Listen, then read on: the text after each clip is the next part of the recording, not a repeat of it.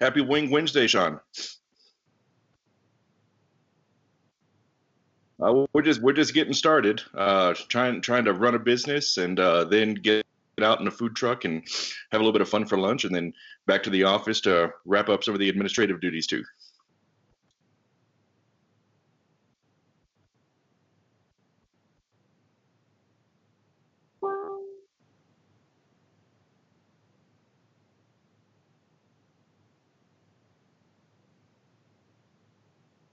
Yeah, so Slim Chickens, we've got a brick and mortar store up in Aurora, and then we also have a food truck that runs up and down the Front Range, and it's in Castle Rock actually today for lunch and dinner. And we come into Castle Rock probably 2 to 3 times a month, and that's my excuse to jump on a food truck and have a lot of fun whenever it's in my hometown. Awesome. Very cool. Well, just real quick, you know how I was laughing offline about all these audio issues. Usually it's been on the guests. This time it's been on me, but we're we're working again on it, so that's good. So real quick, everyone that missed the first part of it, this is Byron I'm hanging out with. Byron owns Slim Chickens, as a bunch of other awesome food establishment. He's who I refer to as kind of the king of food.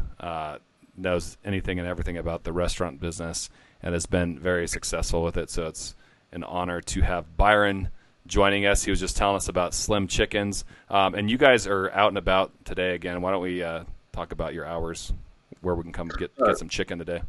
Sure, yeah. So the food truck is in Castle Rock today. We're actually open now in the parking lot of Murdoch's, and we'll be there until 1:30. And then this evening we'll be set up in the Meadows in the parking lot of the Rock Church from 4 to 7.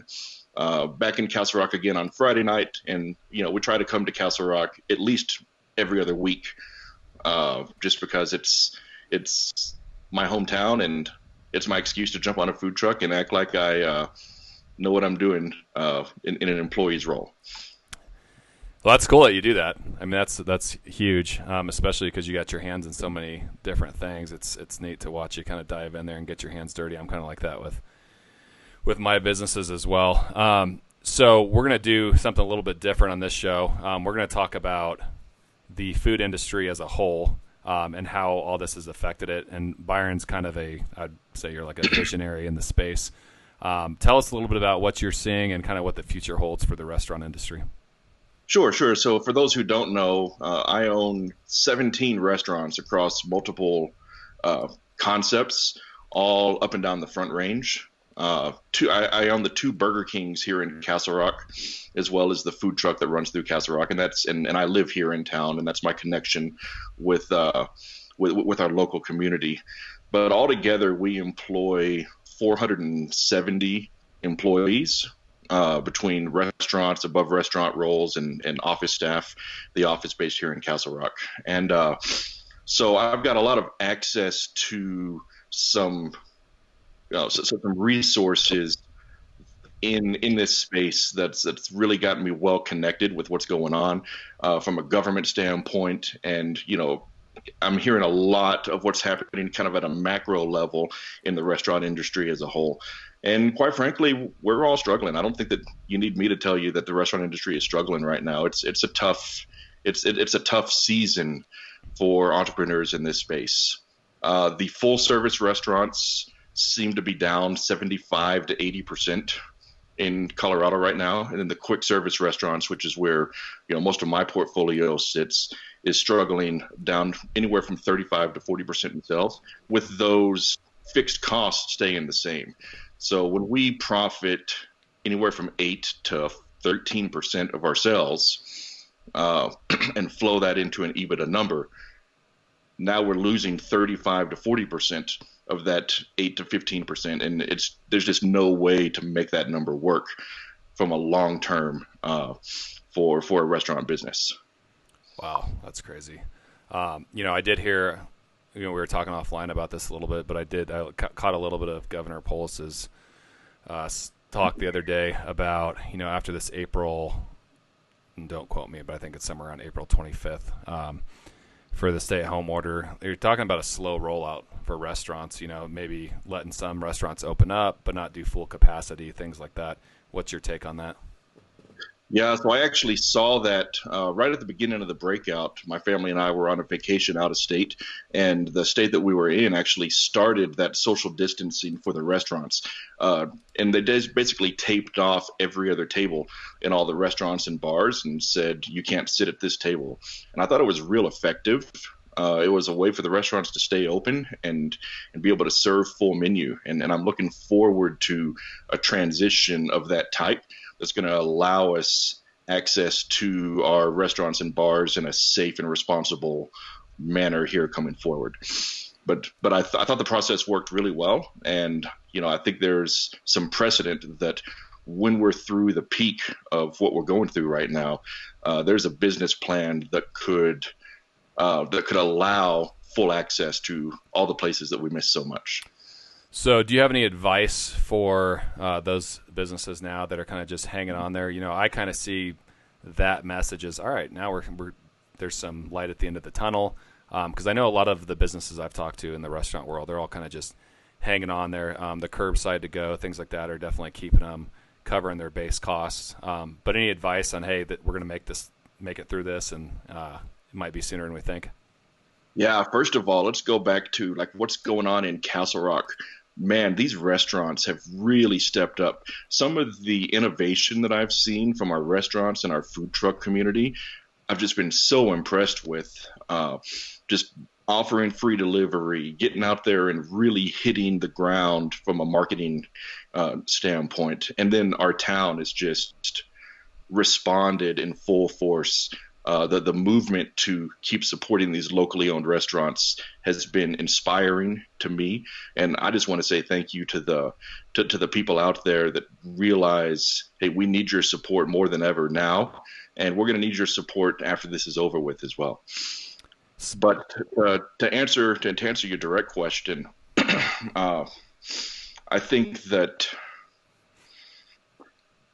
when we come out of this, a lot of business owners are hanging on to the government support, the lifelines that have been thrown to us through the SBA loans, through the EIDL or the PPP loans, and hats off to the government too, because they stepped up big as well. But all of these expenses are going to be waiting for these restaurant owners on the other side of this.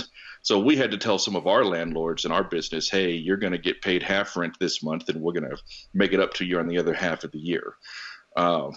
Or we've extended terms with some of our vendors and said, hey, we're going to hold this off for 30 days and we'll pay you in 30 days.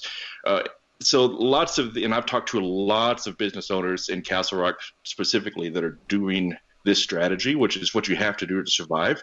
But it's important for us to remember that, man, these restaurants, when we come out of this, there's going to be some short-term liabilities and some extra expenses on the other side above and beyond what they normally have with already thin margins. And it's going to be important for us as local citizens to continue to support our restaurants and to continue to patronize them as much as we can for the rest of the year, because there's going to be a lot of additional expenses facing these restaurants. We're not going to be out of the woods on April 26th.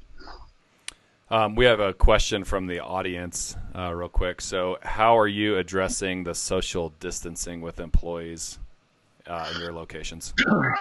So for our locations, first of all, nobody comes into work without taking their temperature on an infrared thermometer. And, and we have increased procedures in both brands that we run for following the CDC health guidelines. So for my team, from a social distancing standpoint, there's actually a public order requiring the reduction in staff by 50% or more, which we've complied with, and quite frankly, we've had to comply with because of the loss in sales.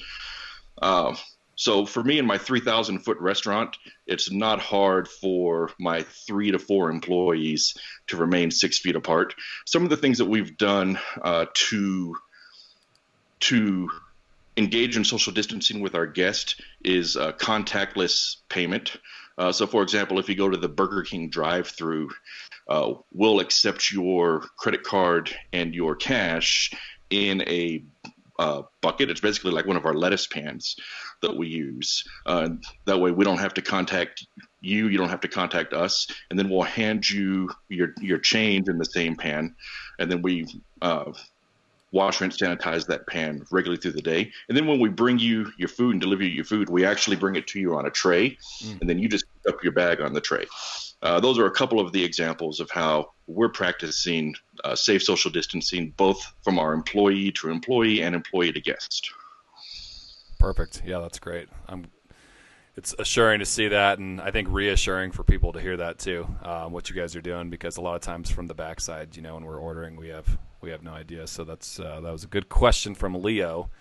Appreciate it, Leo. Thanks, Leo. And if I can say one more, like on some of our Facebook groups, I've seen some people talk about, hey, we can't go out to restaurants. It's not safe. We don't know where. We want to control the flow of food in our house, and I totally respect that. And if that's your family's decision, that's great. These are unprecedented times. But we in the restaurant industry, we're trained in this every single day. We have multi-million-dollar systems to ensure the safe flow of food from delivery all the way to in the guest hands. And our employees go through online training and in-store training and continuous training in food safety, as well as having numerous third-party inspections to ensure that the food and the procedures and the food handling procedures are safe and up to standard. And those measures are even stricter in today's environment. So I would encourage everybody to, not only my brands, but all brands. These guys that are working in the restaurant industry are fanatical about food safety and fanatical about the health of our employees and our guests. Yeah, no, I agree. Everyone that I know is that in the different restaurants I visited, they're definitely 100% dedicated to making sure that the environment is as safe as possible, and they're taking all the steps that CDC recommends. So that's definitely reassuring to hear that from you. Last question for you, Byron, because I'm going to be over there ordering some chicken. What's the best way to order it? I know you have a call ahead phone number and things like that. So and then also a good Facebook page for you guys. Yeah, so you can just stay up to date with our schedule on Facebook and Instagram at Slim Chicken's Food Truck. We do offer call ahead ordering and curbside pickup for the food truck by dialing the food truck's number is 720-634-9665. And we're in Castle Rock for lunch and dinner today. Lunch at Murdoch's right now, and dinner at the Rock Church in the Meadows. And we'll be back in town Friday evening as well in the Park Preserve neighborhood. And for all that information, just stay up to date with us on our website. Awesome. Yeah, and we have a link in the show description as well. One final question for real this time. Are you a wrestling fan? Oh, I'm a huge wrestling fan. I'm so sad that I didn't get to go to WrestleMania this year. Okay. So we can do a whole show on WWE and some of the other competitors. But, man, it's so encouraging to actually see some sort of live entertainment and something that you can put on the TV that's fresh and new right now. So if you haven't given it a shot, then give it a look. Now's a good season to embrace your inner 13-year-old. Awesome. Yeah, appreciate it. Cool. Well, Byron, thanks for taking time out of your busy day. I know you got a food truck to tend to, so I'll let you get going. But we'll be back, or I'll see you later, I guess, when I come by. Appreciate it. Thanks. Bye-bye. All right, coming up now, we have Brad from Dads of Castle Rock. Dad, or Dad, I guess. Dad, Brad, are you there? Same thing, yeah. I go by both. Okay. And then how do you, I was butchering your last name again, I think, in the beginning, but I found out later that maybe I was muted, but let me just take a shot at it. So I got Brad Langerak. Is that close? Perfect. Yeah, perfect. Yeah. Cool. Got it. Very cool. Well, thanks for joining us. Tell me a little bit about what you guys got going on, as well as the Celebration of Life procession for Steve Evans. Yep. I'm Brad Langerak. I'm on the board of directors for the Dads of Castle Rock here in town. I think many of you have seen us. It's a big enough splash here in town that you guys have seen us now around. We did start off as like a Facebook. Press 9 to connect the call. evolved into a community outreach. So we have an open page that anybody's welcome to go to, which is the Dads of Castle Rock community outreach page. And there you'll see what things we're working on. We started the community outreach page and got connected with Steve. He offered up his AstroTap as our home office. It was where we connected all of our meetings. He jumped on immediately with the executive team. Steve led his entire life with his heart. He impacted a lot of lives here, connected with a lot of people through AstroTap. Previously, he had a food truck, but again, he's always been one of the first ones to jump on to help people in need. So we as an organization, really want to support him. So we started raising some money for him with the hopes and prayers that he would have been able to come out of the hospital. But unfortunately, we lost Steve on Monday. So it's now to support his daughter, Ellie. She lost her mom here some years ago. So started raising some money. She's definitely going to need some help. So what we decided to do to honor Steve is to put together a little procession through town. It's a great way for everybody to come together as in a social distance kind of stance and honor Steve, and then also make it a little more known that we are still raising money to help Ellie out. Last word, we were over $17,000. Wow, raised, that's awesome. As you can imagine, medical bills and funeral costs and everything that she's got to deal and tackle by herself on her own is going to be pretty big. So, yeah. We as a group, we as an organization, we've all adopted her. So Ellie's now got over 1,200 dads that are going to be watching out to her. The community has just rallied. Unbelievable response with the first flyer that we put out, with requesting donations. And now everybody should start seeing our flyer that I released that last night in the outreach page. I know you're going to put out there and talk, yep. CRCO, the brewery page. You should start seeing. So most of the information's there. So it's going to be tomorrow, Thursday, 6:30 is when the procession actually starts. We are actually going to stage at the fairgrounds, Douglas County Fairgrounds at Plug Creek. The one thing we do ask, stay in your vehicles. It's one thing that Fairgrounds has asked us to do in order for them to be okay with us staging there. Stay in your vehicles. Put your windows down. I've got a megaphone, so you'll be able to hear me from a long ways away. But stay in your vehicles. We'll give you guys instructions. We are going to probably try to put a map out here later today so people can see the route. But we're going to leave the fairgrounds, lights on, hazards on, honking horns. This is a celebration of an amazing man. So we're going to kick it off. Robert Ziering is going to be in the lead. Ellie is going to join, and she's going to be in Robert's truck. So it's great that we're going to have her with. So we're going to work our way north through downtown Castle Rock. Once you get to the north end, we're going to actually have I guess it's really just a trash can with signs and lights on it, and we're asking people to drop cash and checks in that bin. My wife and Brennan Cant from Coast to Coast, his wife will be there waving at folks, but we don't want to touch donations, so we want to keep our social distance. So we're going to put a bin there in the middle of the road. Drop your donations on. Checks can be made out to Dads of Castle Rock Community Outreach. Every single penny is going to Ellie. Everything. We don't keep admin fees. Everything does. We're processing it in a way that she won't get hit with tax burdens and stuff like that. So we've got our methods to our madness to make sure that we help her the best we can, and she's not hit with tax burdens. So again, if you want to check, great. Cash, awesome. We're going to donate. We're going to take them there. Also in that location, Sean's going to be set up, live streaming our procession through town. Give them a honk, give them a wave, give them a light flash. It's a celebration. From there, we're going to work our way down Wolfensberger to Prairie Hawk. We do have a little jog around some construction, but we want to do the loop around Meadows Boulevard. So we're going by AstroTap. So once we get on Meadows Boulevard, we'll continue straight west, loop back around, and we're going to do a little cut through AstroTap parking lot.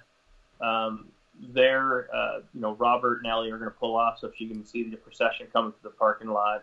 I'll probably pull off to record some things, but we ask people to continue through all the way out to Meadows Boulevard, and then we can disperse from there. Obviously we want to do this without causing issues with anybody else as well coming through town. But we want to honor this guy.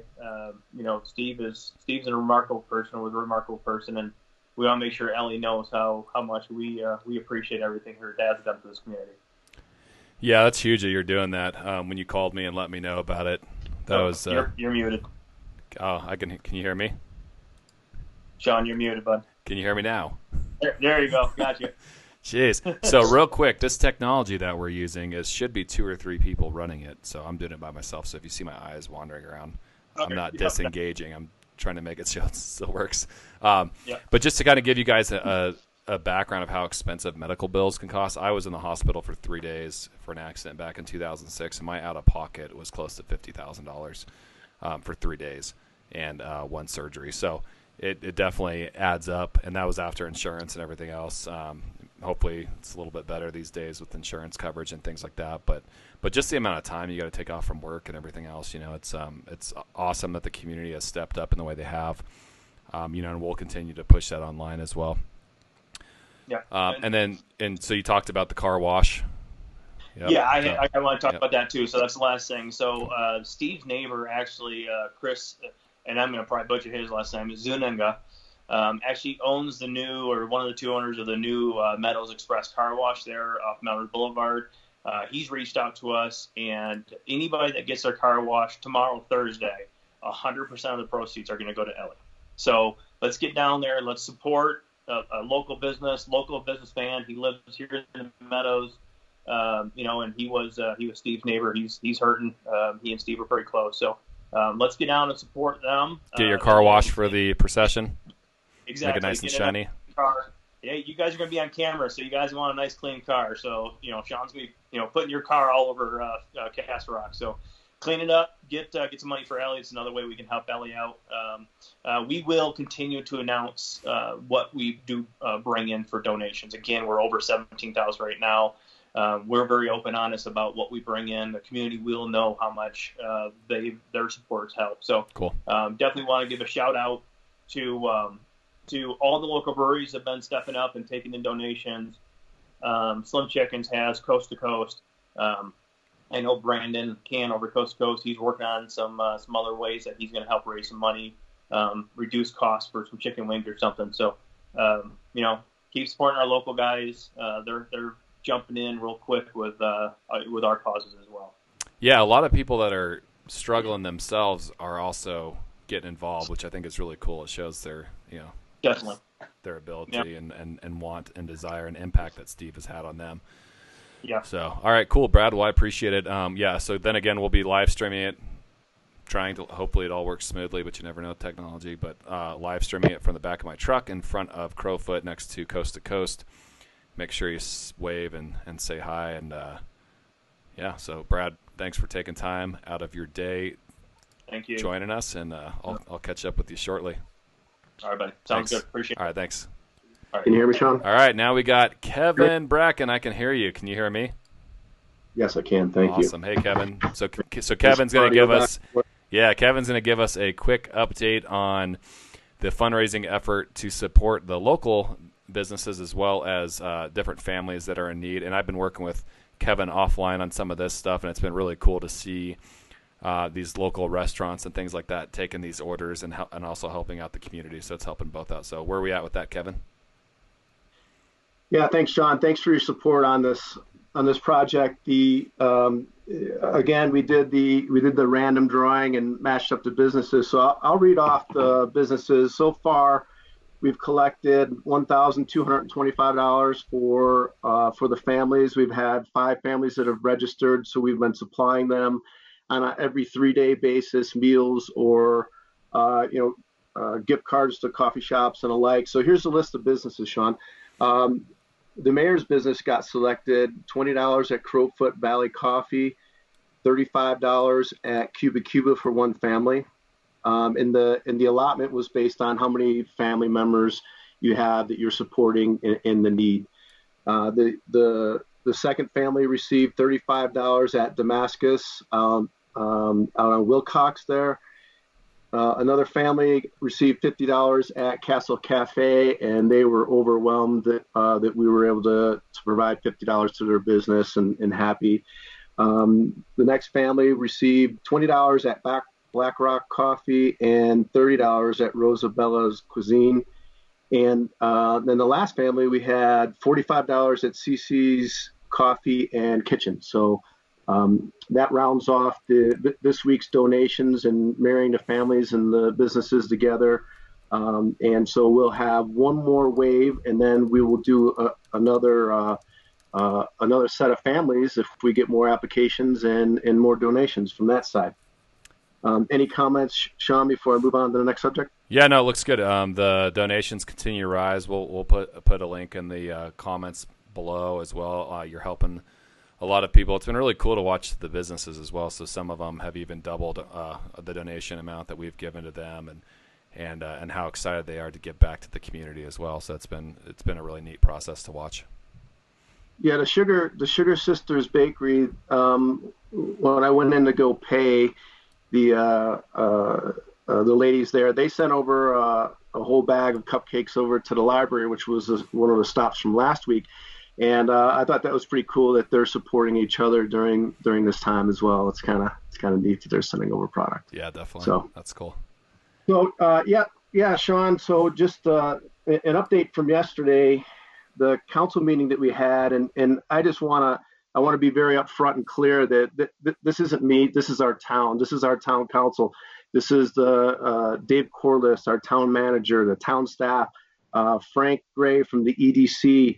What council approved yesterday during our meeting was a $300,000 allotment to apply towards grants for small businesses. So essentially the program, and all of this will be on the town page. If you have a small business and you're looking for a low interest grant, it's going to be in the future, not immediate, but it's going to be essentially seed money that the business owner can apply for at a very low interest, that it will open up $1.5 million in funding to our local businesses here. So that's going to be on the town page. And also the week before, we allotted $200,000 in grant money, which is basically money that the small businesses don't have to pay back. Again, this is not my work. This is not my activity. This is town council. This is your money that the town has allotted back to these small businesses, back to these businesses that has been paying into the town in terms of sales tax and supporting our police and fire for years, year over year. So that leads me into the next subject. So on Tuesday, we'll have an update on the town page as well. About a month and a half ago, the Sister City program was launched, and we've got activity. We're doing everything remotely, of course, but we have the Sister City program. The town of Castle Rock allotted $800 to participate in the Sister City program. What that is identifying with a city somewhere around the world, and being able to coincide, share, kind of like meetings like this, and be able to compare and contrast our city and be able to have a connection internationally with the town of Castle Rock. So that activity is happening right now. We've got a group of folks that are participating in it. We've got two teachers, one from Castleview, one that's a floater around Douglas County. We're also trying to identify a Douglas County teacher as well. And we've got a few retired folks and folks that are just in the community that have level of interest. We have a former town manager from a different town that had a Sister City program there. So we've got a really cool little panel that we put together to help identify the Sister City. And what we want to do is get those teachers to be able to get our students involved, from the Douglas County School District, and help them be a voice in this city selection. It's kind of a fun project. It may be able to generate some revenue towards the town if we draw some exchange folks in, or we're really just brainstorming at this point. Our second meeting is going to be on the 16th, this Thursday. So we're going to be meeting this Thursday. So look for the invitation on the town page. It's not up yet because Kristen, one of our town staff members, is working on this grant information. So she's going to post it up there by Tuesday. We've already got a process of identifying the countries and then narrowing down to the city, and a process that we're going to follow. So it's a fun project. If you want to participate, you just get on your computer, go ahead and log in, and we want ideas. We want to be able to connect with the kids, and we want to be able to deploy this not only through the teachers that are on our panel, but we also want to be able to deploy this with some of the language teachers or some of the other connections that we have. And we have exchange programs where kids are already going overseas and visiting other places. Of course, virus pending activity in the future, but identifying and defining this, it's a very cheap $800 ask from the town. So we're participating in it. Anybody that wants to join and be a part of it, please do join. And again, I just want to reiterate that the town of Castle Rock is working very, very hard behind the scenes. Those are my updates. These are town council updates. This is what the staff in the town of Castle Rock is doing for your community. So I just want to be very clear on that, and just happy to be a tiny piece of that.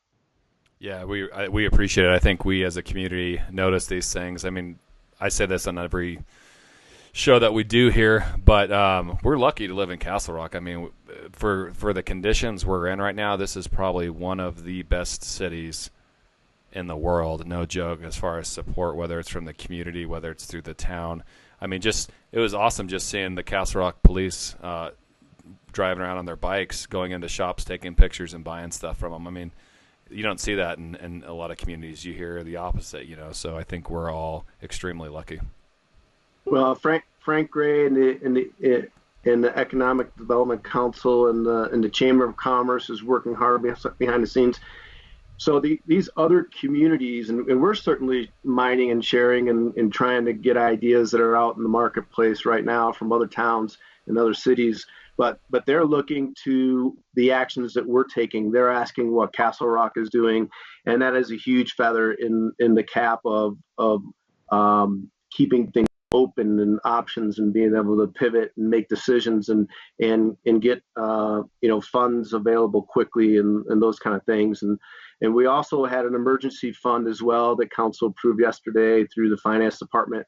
And so having the foresight to be able to recognize if there is an economic downturn, those are some of the things that the town manager has put in place, and the finance department with Trish that have put in place that are very forward thinking and insightful and amazing. I mean, really to be able to react this quickly and get our group together to vote on this is remarkable. And again, just to be clear, it's not me. It's the structure and leadership here. Yep. No, we got a good town council, good employees at the town. Everyone I've met has been awesome, and I know everyone on the town council as well is highly supportive of all this, what's going on, and supporting the local businesses. So appreciate it, Kevin. Thanks for joining us. It's always a pleasure. You're more than welcome to come on anytime. I think we need to do a Q&A in the future. We've got this system figured out, so we're pushing this video out to multiple platforms. It's not just Facebook. It's YouTube, Instagram, all over the place. But we're able to capture people's comments from forever, or from any of these platforms. So we'll have to do a Q&A with you sometime. Sure. Yep. And I appreciate the Byron's wrestling comment. However, I would prefer international Olympic style wrestling, not the WWE. And, I'm sure you would. Yeah, Kurt Angle is a friend of mine. We competed together. We overlapped our careers a little bit, and yeah, he was a super fun guy to be around, and a super great Olympic athlete. And Byron's found his career. I don't even know if he's still doing it. It's not. That's not my level of interest. But mine's more international style. And right. So, cool. Well, thanks for joining us, Kevin. It's always a pleasure. Thank you, sir. Keep up the good work. And I don't know if I mentioned it on the opening part of the segment here. Thank you for your support of the families in Castle Rock and everything that you're doing to connect our community. Okay. Absolutely. Yeah. Love to do it. it's awesome. It's one of those things that, I'm passionate about, and, I'm really excited that you brought the opportunity. So thanks. You're welcome. Thank you. All right, Kevin, take care. All right, guys. So now we are moving on to our next segment. Should be a brief one, and then we're going to run over to Cooking with Coast to Coast with Brandon. Starting this new thing, we're going to call it What's Hot on Talk. And this is specific to Castle Rock Talk, some things that are happening right now. We're going to start rolling this Castle Rock Talk programming out maybe throughout the day. So we're looking for people that are looking at hosting their own show. This will be kind of fun. We'll be able to help you get it set up, figure out how to stream live through all these platforms. We will be rescheduling the open mic night that was scheduled for tomorrow, and we will be instead pivoting over to the Celebration of Life procession for Steve Evans. And also, while you're here, make sure if you're on Facebook, you like our Facebook page, which is CRCO, and join our Facebook group, Castle Rock Talk. And you are watching Castle Rock Talk with Shakes, and we'll see you all tomorrow. Hey, what's up, you guys, and welcome back to Coast to Coast. Today we're exploring a dish from Boston, Massachusetts. That's probably one of New England's most iconic dishes, and that is New England clam chowder. Is that the red or the white? God, I can never remember that.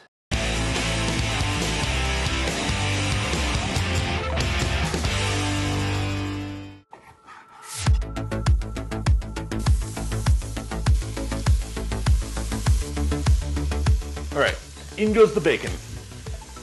New England clam chowder is one of my absolute favorite soups of all times. It's rich and hearty. It's great for winter weather when it's nice and cold outside. I've actually been waiting to cook this one on my show for a long time, and it's about 20, 30 degrees outside, and I think now is the perfect time.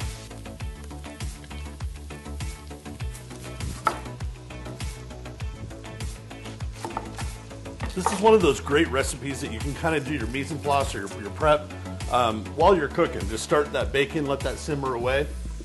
That's going to probably take about 5 to 10 minutes, so I'm going to go ahead and start chopping our onions and our celery.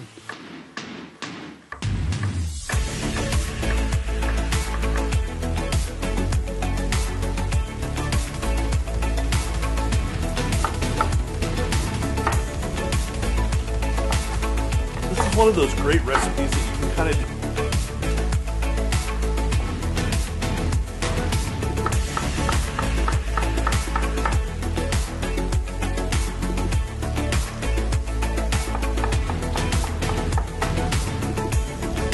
Diced up bacon is just about perfect. I'm gonna take a slotted spoon and remove this crispy bacon, and then we're gonna saute up our diced up onions and celery right into this bacon fat.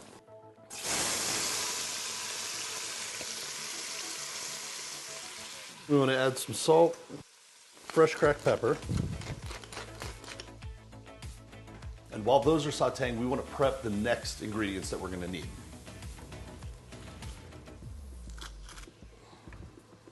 And for that, I'm gonna press about 3 or 4 cloves of garlic, and we wanna peel 2 pounds of Yukon Gold potatoes. And for this kind of a chowder, I definitely prefer Yukon Gold potatoes. They're a little bit more waxy, not quite as starchy as like a russet potato.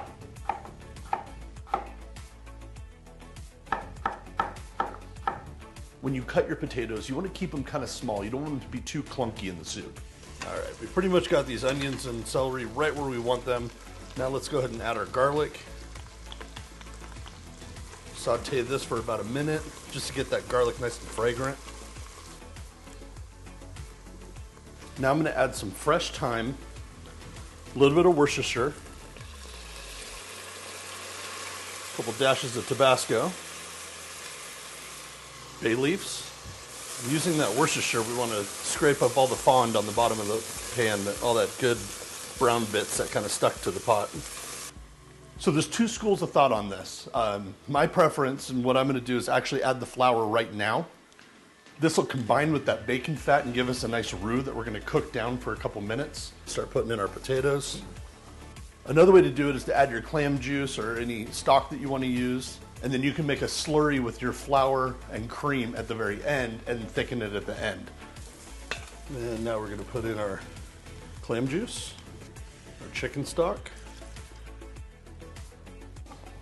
And we're going to cover this up. We're going to simmer this for about 20 to 30 minutes while I get all cleaned up.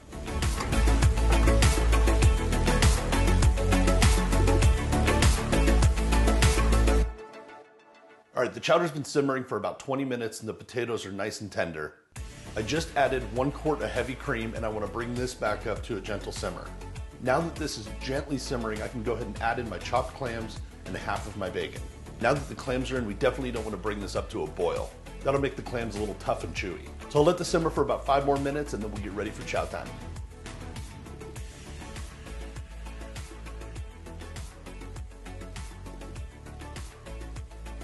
I do have to mention that one of the best clam chowders I've ever had was at a seafood restaurant that I used to work at in Newport Beach, California, called Blue Water Grill. I ate that chowder all the time, and one of my favorite ways of preparing it was to top it with a little bit of Worcestershire and Tabasco and some oyster crackers. And of course, we're gonna also add a little bit of bacon to that. One of the reasons that we have such great craft beer today is because of Jim Koch and what he did at the Boston Beer Company in the mid-80s and early 90s. So today I'm pouring Sam Adams Cream Stout with our New England clam chowder.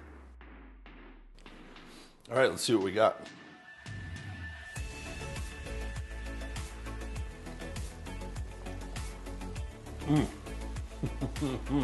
That is so good. So with beer pairings, you either want to compare or contrast, and this is the perfect example of a comparison beer. There's a creaminess both in the beer and in the chowder. There's a creaminess, a roastiness, and almost a smokiness that you get out of both the beer and the chowder. You get the smokiness from the bacon and from the toasted grain in that stout, but both of them are super creamy and absolutely fantastic. Please let me know if you guys ever tried this recipe. I'd love to hear what you think. If you feel that I represented Massachusetts well, give me a like, share with your friends, subscribe if you haven't already, and I'll see you guys next time. Yeah, man!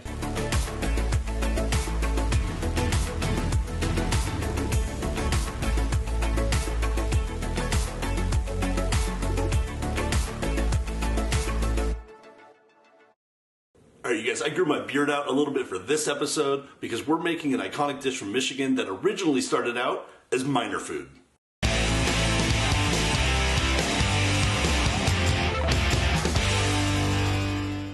What's up, you guys? Welcome back to another episode of Coast to Coast. Today we're making an iconic dish from Michigan. Originally started out in Cornwall, England. We're making the pasty. It's essentially just a meat pie with steak, potatoes folded into a nice puff pastry and baked. Miners used to take these, heat them up, wrap in foil, stick them in their pocket, take them to the mine. Let's go check out how to make them.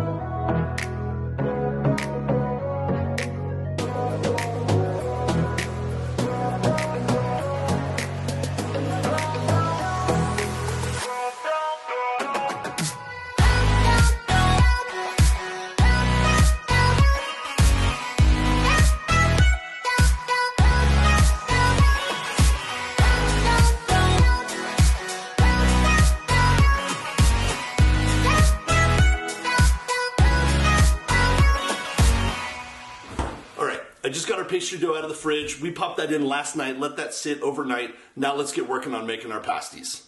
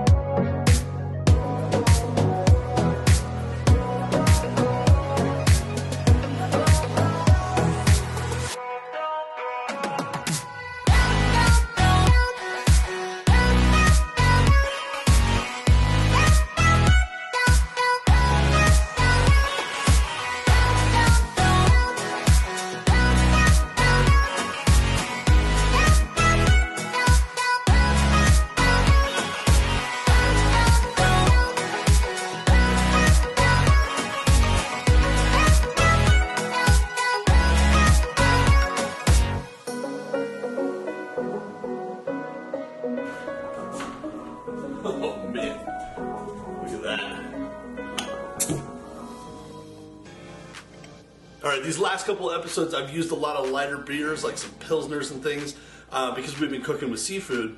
Well, now that we've got some meat pies, some pasties, Michigan Pastries, we are making some man food for sure. These started off as miners' food. These guys would go off to work, they'd bake these in the morning, literally just stick them in your pocket. Now, these are huge, so they don't stick in your pocket all that well. But, yeah, the crust on these is super sturdy. They're just a really good hearty meat pie, and for that we're going to pair this with a really good hearty manly beer as well. And this comes from New Holland Brewing. It's the Dragon's Milk Bourbon Barrel Aged Stout. It's 11% kicky in the pants. I think it's going to pair really well with these meat pies, these Michigan Pasties. Let's jump in and see what they taste like.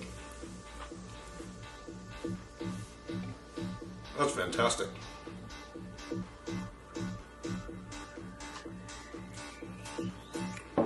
Woo! Yeah, doggy. That's a beer. You talk about a steak and potatoes kind of meal, this is it. The super tough exterior of this pastry crust, this is what you want. You want something sturdy.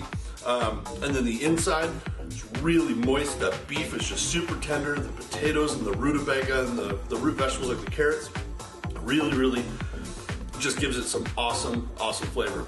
And this being as hearty as it is, pairing it with the bourbon barrel aged stout, 11%, you can't go wrong with this dish.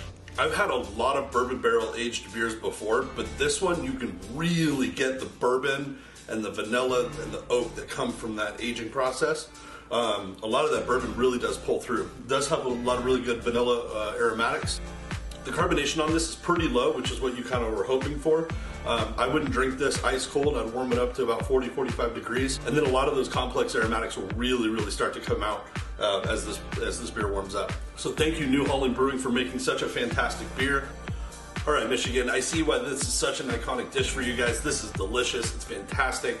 The Cornish pasty. If you feel that I represented your state well, give me a like, share with your friends, subscribe if you haven't already, and I'll see you next time. Yeah, man.